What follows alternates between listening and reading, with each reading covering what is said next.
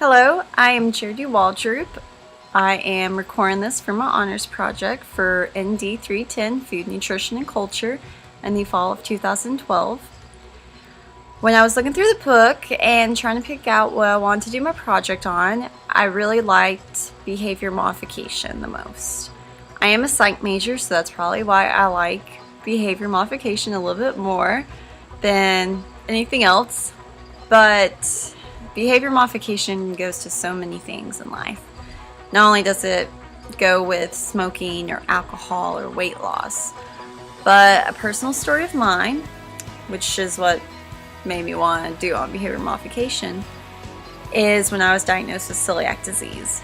I was diagnosed in October of 2011, which was last year, and I've been 12 months gluten-free. And thankfully, I haven't given into the gluten world yet. I haven't cheated, is what we call it. So, how did I go from eating tons of gluten-filled products to eating gluten-free? What had to go on up here for me to do that? Well, it was quite simple. I was forced to, because if I didn't, my symptoms would get worse, and I would feel worse and worse and worse throughout the days, and I would get even more sick than I already was. And it has long-term effects if you don't follow the diet, which many people don't know. So I was kind of forced on it, but I look at it like this. If you have type 2 diabetes and your doctor says if you lost weight you wouldn't have to take insulin pills or things to stabilize your sugar, I think that should be enough for anybody to be like, well, if I can fix it through my diet, like, that's pretty cool, in my opinion. But since I had to go gluten-free, I had to do a lot of research, a lot of research. And I remember the first time I went grocery shopping, it was the hardest grocery shopping trip of my life, because I then realized everything I couldn't have. And honestly, this affected my family just as much as it affected me. And my mom, she was with me throughout the whole diagnosing process, and she told me, look at what you can have over what you can't. And that really helped me deal with it better, to look at the more positive side of it over the negative side. It's like, so what? I can't have ramen noodles, a college student staple, which I never liked anyways. But I can buy myself some gluten-free pasta to make. So, I mean, there are gluten-free alternatives out there, and there's a lot of things that are naturally gluten-free. Fruits and veggies are like a staple of naturally gluten-free. Meat, chicken, baked potatoes, I mean, so many things are naturally gluten-free. So my behavior modification process started with me changing my attitude about my disease, changing my thought process about what it meant to be gluten-free. And then it came to putting that behavior modification into action. I had to get rid of all my gluten in my life. I had to clean the kitchen with my mom, and we had to figure out an organization process and ways of cooking gluten-free food safe for me.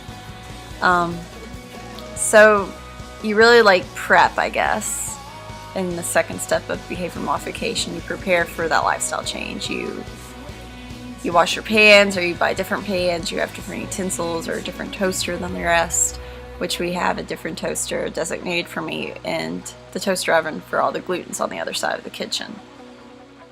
And my family loves bread, and we would always have so much bread on the counter. We called it the bread counter. And I told my parents, like, 1 month after I was diagnosed, when I came home, I'm like, you guys have to put this up. I cannot look at it. I'm having to give it up, and I cannot look at it. So that was probably the third step out of sight, out of mind. And I think that's kind of makes sense for anybody on any kind of diet. I mean, if you don't even tempt yourself by looking at the candy, or looking at the cookies, or looking at all the junk food, you're more likely to stick to it. I know with a lot of people, if it's not in the house, then it doesn't bother you that you're not eating it. So the third step was really, starting the change of the way I mentally thought about food. And that's when I was like separating gluten from non-gluten foods and, buying the gluten-free alternatives and everything like that. So after a few months of eating a lot of gluten-free alternative foods and not eating healthy really for me, I decided to take more of a natural approach around my 6-month mark. And it was really about like basing it off of naturally gluten-free food, because when you buy gluten-free food, it is so expensive. Like the breads and the pasta and the wraps and the flour and everything that has a gluten-free label, it's so much more expensive than things that are naturally gluten-free.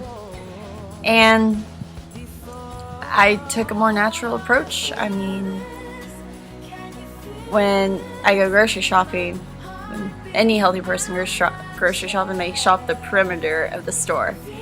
They go the produce, and then the meats, and then the eggs and milk, and then the cheese and dairy. And that's what I did. I mean, that's pretty much how I grocery shop now. And I have a very, close to Mediterranean diet. I have a lot of fruits and veggies and exercise. It's like my base of life. And I eat a lot of healthy fats. I try to, at least. And I eat my meats and my chickens. And I mean, I base my diet off of fruits and veggies for the most part. And going a more natural way helps you adapt to it easier, and it helps you stabilize the intake of all the bad stuff in the gluten-free alternatives. In gluten-free alternatives, there's more sugar, there's more fat, there's more sodium. And to look at my blood work before I went gluten-free to now is unreal. My sodium increased by a lot. And I don't put additional salt in anything. So that had to be from the gluten-free alternative foods. So it's really not healthy to go gluten-free that way, by going to the alternative pastas and the cookies and the brownies and the cereals and the muffins. I mean, the best way to go is to go natural. I mean, I kind of understand what a vegan feels like anymore, because I eat so many vegetables, but of course I eat meat just because that's how I get my iron in. So behavior modification for a gluten-free diet was very rough. I was the first in my family, so having no knowledge about it was intense to learn overnight, pretty much. And it was really about mentally changing the way I looked at food and the way I processed food. I mean, any lifestyle change with food, it's going to come with a mental breakthrough. You have to break through that mental block and that mental barrier before you're able to succeed in anything. And that's with anything in life, with smoking, with alcoholism, with drugs. You have to mentally want to do it and emotionally want to do it before you could ever make it a lifestyle change. Diet and exercise, that tends to be a big one that a lot of people are interested in, and weight loss. And that change isn't going to happen until they really are ready for it, until they're really dedicated to this change. Of course, I had to dedicate myself because my health depended on it. But I mean, even a very obese person that is likely to die in the next 5 years, they have to mentally make that change before they're physically able to. And it's hard. It's very hard to mentally modify yourself. But once you do, everything else falls in line, is what I realized. And it doesn't become so hard. You just naturally eat a salad over mac and cheese, for me. It's easier, it's less expensive, it's better for me. So I think mind modification, body modification, is all a mental thing. It all goes back to your mental strength. And you go through a grieving process of your past life. And then that's when you have to start making that change, is after you grieve with what you've been doing in your past. And then finally saying enough's enough, I'm going to do this. And that is mental and body and mind modification. I hope you guys learned something, and if you have any questions, please feel free to ask me. And I hope you guys all have a good day.